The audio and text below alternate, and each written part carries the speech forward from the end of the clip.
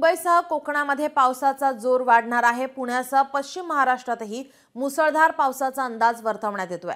विश्रांतीनंतर पाऊस महाराष्ट्रात आता जोर धरणार आहे। राज्यातील काही जिल्ह्यांसाठी रेड अलर्ट जारी करण्यात आलाय। रायगड, रत्नागिरीमध्ये आज मुसळधार पावसाची शक्यता आहे।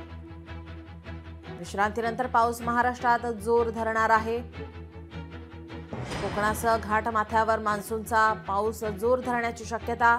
आज रायगड आणि रत्नागिरी जिल्ह्यात मुसळधारेची शक्यता असल्याने या जिल्ह्यांना रेड अलर्ट देण्यात आलाय। पुणे, कोकण आणि घाटमाथ्यावर जोरदार पावसाचा इशारा देण्यात आला, म्हणजेच ऑरेंज अलर्ट देण्यात आला आहे। उर्वरित राज्यामध्ये मध्यम ते जोरदार सरींची शक्यता असल्याने हवामान विभागाकडून सतर्कतेचा इशारा म्हणजेच येलो अलर्ट देण्यात आलेला आहे।